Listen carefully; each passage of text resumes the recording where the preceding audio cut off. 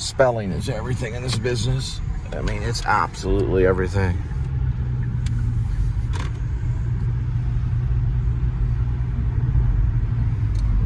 All right, an additional, we're either at 755, 9, 6.5, additional 6.4 miles.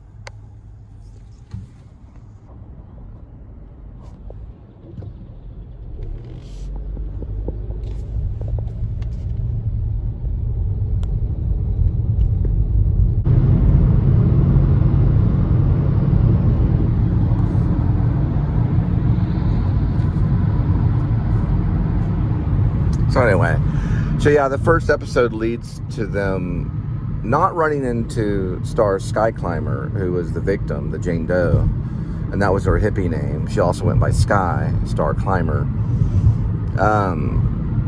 She did that for a reason, but she probably was a smuggler. Maybe she did other things. She, you know, they were all like fugitives, you know, because they would burn their draft cards and things like that.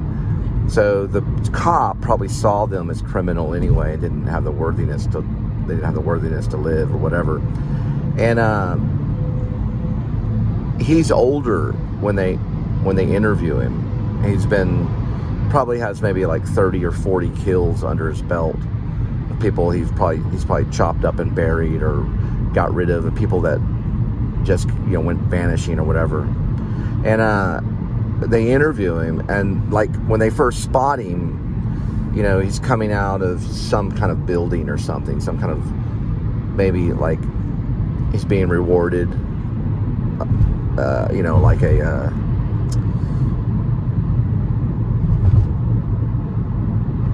lifetime achievement for the police force, whatever, because they find his name and it's connected to the murder of Sky Star Climber. But they're looking through an otherworldly thing. They're working through thing that they couldn't prove in the court of law, that he knows he had beat, like these were like perfect murderers kind of thing. This is kind of Columbo a little bit. And they see him, and you know, they got their binoculars and they're looking, and they're also, I forgot to say that Colt is also a vlogger too. So he's like one of the most dangerous detectives, because he can make it all public known first. You know, the media gets a hold of it, that's when they're in a lot of trouble. So anyway, eventually what ends up happening is that's when the song comes on, and it's probably non-diegetic, and it brings back the whole hippie thing. And then maybe Catch, who's his partner, goes into like a dream and starts dreaming their first encounter, and there's this thing that happens, and she goes into this dream and she can see him meeting him, you know, and he pulls up and he's got like this cigarola. He's like, you know, hello ma'am, it looks like you've been walking quite a long ways. She's like, yeah, I haven't had any water all day or something like that, you know. Then you see her getting in, you know. Then it gets into the whole, you know, Silence of the Lambs, all that kind of weird, however weird he is, you know, on what he does to them and stuff, you know. But, you know, that's the first case. Now, why they go back to do iconic research and stuff is because not all the murders and all of that stuff is exactly correct. There are other people involved in the assassination of Abraham Lincoln, and then, of course, the Apostle Paul martyr, and, you know, when he was Saul and Stephen. I think that's interesting because that goes into a different age. So the dialogue would change. The people, you know, the people's behavior would change. They would have to change too. They're also kind of actors too, because when they time travel, they have to fit into that particular time. Just like Quantum Leap. Quantum Leap is another good one too. Only they're in control of the time travel. In Quantum Leap, it was out of control. but they don't just appear in these places. It's thought out where they're going to go. And also, I'm kind of getting it from Primer. If you ever seen the time travel Primer, where they lay down, they lay down this thing. It's kind of like they go to sleep and they wake up in a different time, but they have all this oxygen and all this stuff. This is technical. So there's like a scrim that goes over them. It does this weird thing, makes like a weird noise. It's connected to a computer, and it's putting these printouts and stuff as they're underneath this scrim thing, and then they just go to sleep, and then they just vanish, and then they reappear in this other time and stuff. I went to Bettle rather than Belknap, so that's why I got more extra time to talk. James Patterson, who wrote Along Comes a Spider, met him right there in Bass. Got to see him talk about all of this craziness. He used to work on a stabilization ward. And he was a serial writer for, cereal, like Kellogg's and Post. He wrote for ads.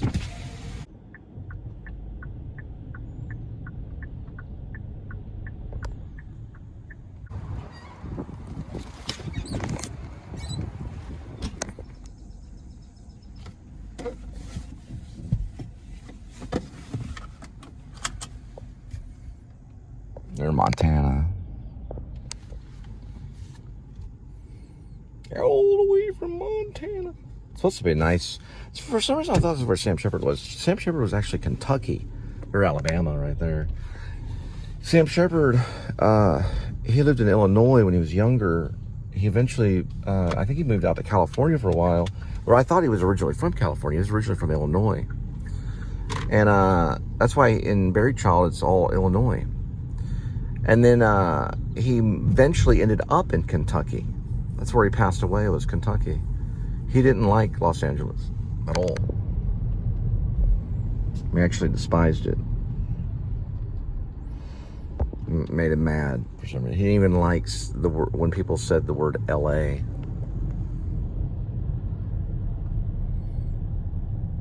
He hated when people referred to Los Angeles as L.A. So yeah, Joni Mitchell, who, knew Sam Shepard, and I don't know when their relationship was, but I know for sure that Bob Dylan had a traveling show that had the word thunder in it, is all I can remember right now. But it was the word thunder, and it was a rolling thunder traveling. He wore like mime makeup in it. He wore like this white makeup, and all these great bands were with him. Sam Shepard was covering it, and Joni Mitchell was writing Coyote at the time, and that was featured in the movie Thunder something. I saw it on YouTube, and it was a documentary, and it's actually Bob Dylan's like best work as a performer. But he wears like this straw hat looking thing, or some kind of hat. I don't know if it's straw, but he wears like a costume almost, and he's got like this white makeup, almost like a powdered makeup. It's like clown makeup almost, like mime makeup almost. And all these people are in it. It's great music. But Joni Mitchell, there's a scene where Sam Shepard's there. He was the playwright who also had a band at one time, and also a journalist and a movie star. He was nominated for The Right Stuff, playing Chuck Yeager. But this is all before kind of that. And he hangs out with Mitchell in it and stuff. And then you get Coyote. Then later you find out that Coyote was actually about him. It's pretty interesting. Now those were not working the other day. Those lights up there. Anyway, Hidden Drive loosely mentions them in a way. It's an homage to them. Peter Wright is kind of a version of Sam Shepard, and Angie Summers is kind of a version of, I guess, various actresses of that time. But Hidden Drive is actually set in modern times. They're just set out of time, and it's off the Moosehead Trail in this cabin. Angie Summers comes at the beginning to get out of this blizzard because she's like a hitchhiker. And Peter Wright lets her in, and that's when we start to learn their story. He has a Google Home that talks to him, if you know what Google Home is. but it's called Google Home Box in it because it's like shaped like a box. It's kind of imaginary a little bit. And it kind of goes crazy during the blizzard and starts getting all crazy. 2001 Dave, Howl kind of thing. Anyway, someone throws a rock through the window, and it turns out it's the ex-wife of Peter Wright, her name is Sharon Piccolo Wright. She wants him to come back to Texas to see his daughter named Sky, who is probably maybe connected some way to Star Sky Climber in a way. But anyway, even though it's out of time, Peter Wright possibly could have been maybe a time traveler. But anyway, regardless. I know it's all crazy. I'm a big Kurt Vonnegut fan. But anyway, regardless,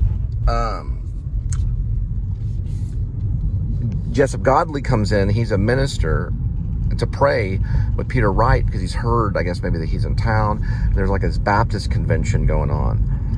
Then the sheriff is notified because of the rock being thrown. And Sharon shows up with a case of beer and gets like pissed drunk, where she's nearly pissing herself. And they all get in an argument and everything. And then there's Jessup comes in to pray with him and goes back out into the blizzard. Eventually what ends up happening is everyone succumbs to the blizzard in one way. So Angie wants a ride to the bus stop. She wants to ride to this bus stop. And Peter gives her the ride in like his car. He's got like his fancy sports car. And they're listening to the Smiths and stuff. And then all of a sudden he looks up, notices the buses aren't arriving. And then it just cuts. And Angie Summers is with him. Then you see Sharon walk out into the snow. And she just lays down in the snow. And Spiegel's playing during that. I guess through the Google home box. Google has like a mind of its own in the show. And talks to the other actors. Or talks to the other characters, and kind of entices them and toys with them. Gotta read it. It's called Hidden Drive. I've done a reading of it from Irving, and it's live on SoundCloud, but I don't subscribe to SoundCloud, so I can't listen to it. But I do have an original copy that I can post eventually sometime.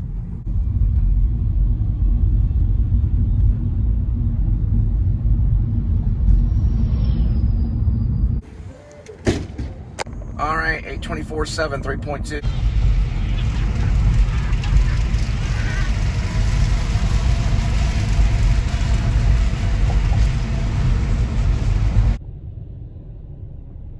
Might eventually, which could be an idea on Hidden Drive, once I release the reading that I did out in Irving with the SoundCloud Studio Theater Group, I might release it to Hip Pocket Theater if they'll let me direct.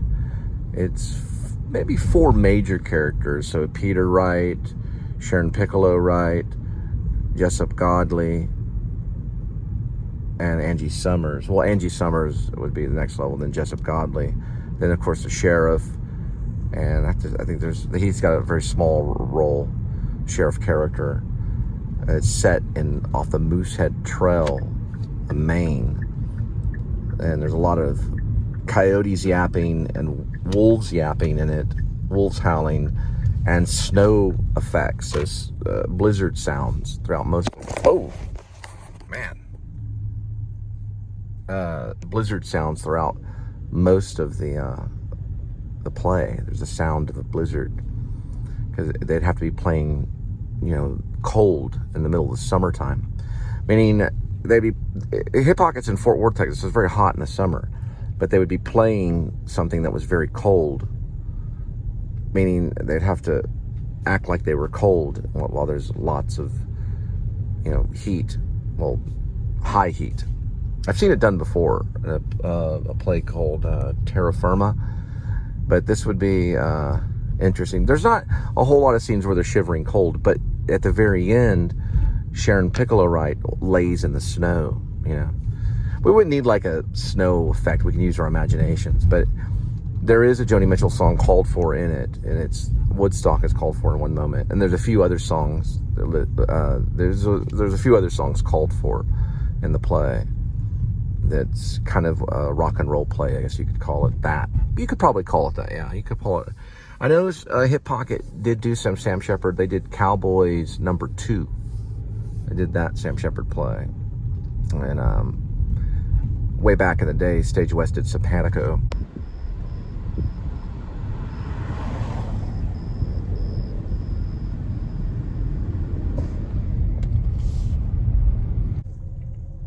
Yeah, so Hip Pocket Theater of Fort Worth, they will be releasing their season here pretty soon. They usually do it on Facebook. So you'll be able to go there. They do most online tickets. You can't be late, though.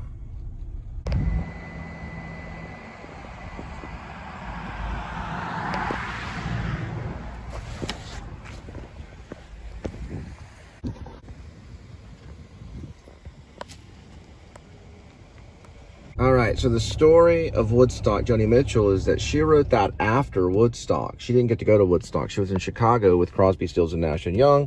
They flew Crosby, Stills, Nash & Young to Yasgur's farm in New York, and they played, Crosby, Stills, and Nash played different music. They didn't play this song at all. It was not even out yet. She may have been writing it during the time, but it was released in 1970, pretty much a year after Woodstock. It's probably written really close during the time of Woodstock. But Joni Mitchell, watched the whole event. They televised the event. Everybody went to Woodstock. But Joni Mitchell watched it on television in Chicago. Now, Martin Scorsese, he actually went to Woodstock and filmed it. He had documentary footage. He had his team. Filmmakers back then were real scattered and stuff, so he had these cameras set up and this this microphone equipment. He was recording all the Woodstock stuff. A lot of the filmmakers, everyone went there to, all the artists, poets, writers, journalists, hippies, criminals, everybody that, drug dealer. I mean, just everybody that was a part of the 60s that rebelled against the government. They as many as possible got there. About 1 million people. I think in the song she says 500,000, but she says 500,000 strong. No one knows the exact amount. Some say 1 million, whatever. But they were supposed to ticket, meaning they were going to give tickets. You were supposed to buy a ticket and go to this festival. They overran the fences, so they had to turn it into a free event. And they televised it, and people from this point on have made billions of dollars off of Woodstock, even though it was a free event. They couldn't charge. They were too overrun. It was like a happening nearly, if you know what a happening is. It means it's like everyone just showed up, and they knew it was going to be a festival, but it became more than just a concert. It was like more of kind of like an event for the hippies. It was like a holy mecca, Woodstock opened with a guy named Richie. He played the song Freedom, which he improv'd right there on the spot at the concert. Richie Havens, yeah. He improv'd the song Freedom. And there was a lot of improv going on during Woodstock, but there were some major bands. Crosby, Stills, and Nash were not really formed yet, but they were in rehearsal stages of a band. It'd be like if there was a big event and someone asked the Linda and Cole Band, or the Cole and Linda Filmmaker Band, or what's known as Peace Child Beautiful, or what's known as the Amateurs, to show up and start playing. Crosby, Stills, and Nash were not ready at all. But they went out to Chicago. They worked with Joni Mitchell on a few of their songs, and they played live and stuff to get ready for Woodstock. That was kind of a professional event. And they just said, well, just show up and do the best you can. And they turned out to be the best band at Woodstock. A lot of people thought they were the best band. Of course, Young was behind it, but it was mostly Crosby, Stills, and Nash learning something. Crosby's story is big time in Texas and all this stuff. He was a big time criminal. He got in a lot of trouble, and he got freed finally, eventually. And he was wrapped up in a lot of bad stuff. I'm surprised Crosby lived as long as he did. But anyway, he did make it to Woodstock, and they did tear it up. They tore it up. They did a very good job. This song kind of shows a lot of that. And this is Joni's enviousness that she was not able to perform at Woodstock like Joan Baez, and Bob Dylan wasn't there. The Doors didn't go. There's a lot of people that couldn't make it. It was a huge musical event. But she did not get to do it. But she saw it from the television. She wrote a great song.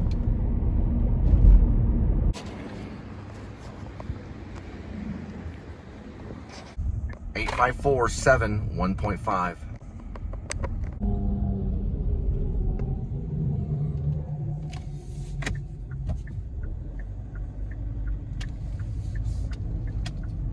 You know what's funny?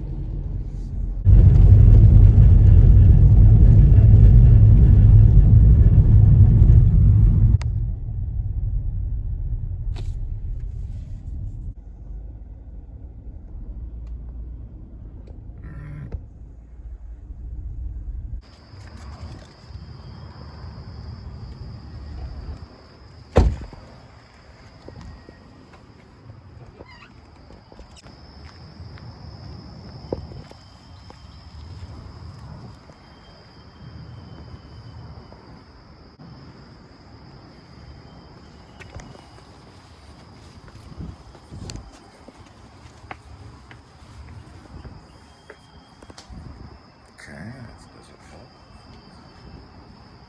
Right.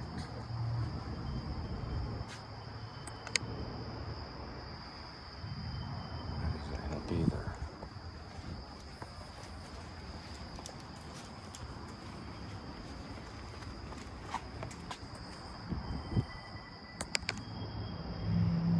That doesn't help either. I don't see any numbers outside.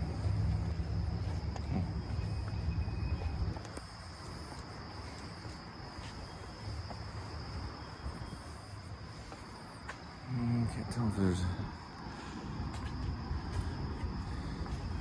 Well, maybe I can just ask.